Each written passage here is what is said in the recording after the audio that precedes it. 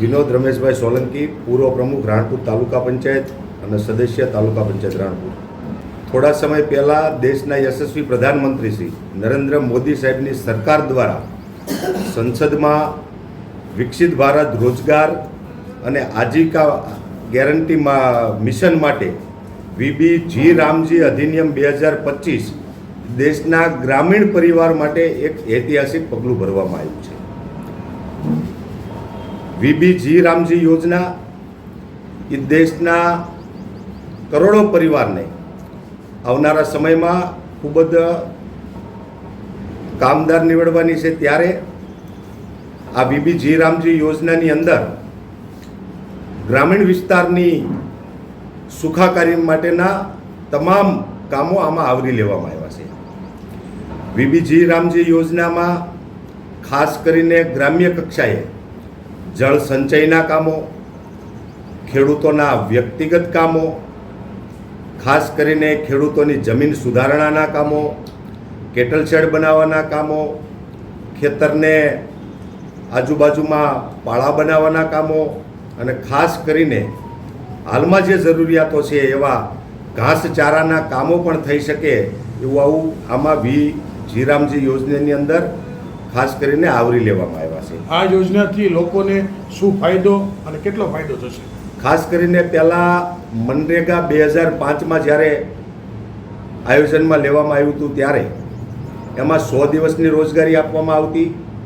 આ વિકસિત ભારત જી રામજી યોજનાની અંદર 125 દિવસની રોજગારી આપવામાં આવશે. પહેલાં મનરેગાની અંદર પેમેન્ટ કરવામાં, એના બિલના ચૂકવણા કરવામાં ટેકનોલોજી આધારિત જ્યારે નહોતું ત્યારે એમાં ખૂબ મુશ્કેલો ઊભી થતી હતી.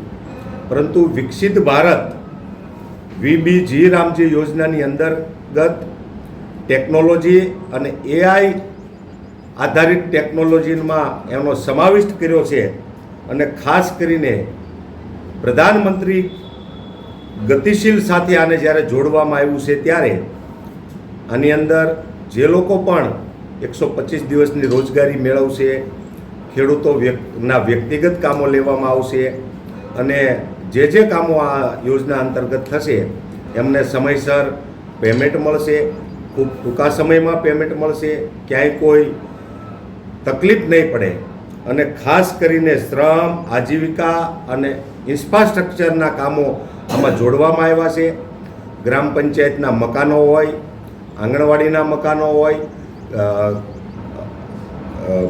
શાળાની અંદર મધ્યાહન ભોજનના કામો હોય કે ખાસ કરીને પીએમ આવાસ યોજના અંતર્ગત પણ આની અંદર 90 દિવસની આજીવિકા આપવાનું કામ આ યોજનાની અંદર સમાવિષ્ટ કરવામાં આવ્યું છે. આગામી દિવસોમાં રાણપુર તાલુકામાં કેટલા લોકોને આ યોજનાનો લાભ મળશે?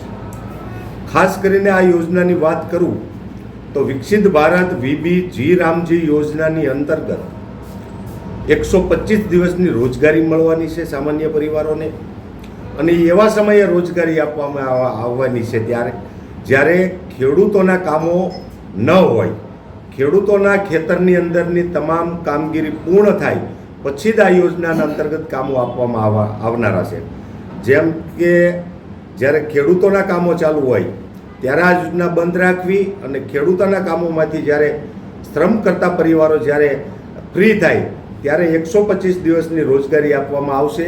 અને એના અંતર્ગત વિવિધ ઘણા બધા કામો જે શ્રમ કરનારા પરિવારને તો કામ લાગશે, પણ વિકસિત ભારત 2047નું જે સપનું છે એ સપનું સાકાર કરવા માટેના એ સામાન્ય પરિવારના હોય, ખેડૂતોના હોય, ગ્રામ વિકાસના હોય, ગામોના વિકાસના હોય, સામાન્ય પરિવારના વિકાસના કામો હોય કે હરેક પરિવારને લાગુ પડતા એવા ઇન્ફ્રાસ્ટ્રક્ચરના કામો હોય. મેં પહેલાં કીધું એમ સ્કૂલ, મકાનો, મધ્યાહન ભોજન, પ્રાથમિક શાળાઓ અને ગામને લગતા વિવિધ વિકાસના કામો એ પણ આ યોજનાને ખાસ કરીને આ યોજનામાં સમાવેશ કરવામાં આવ્યો છે.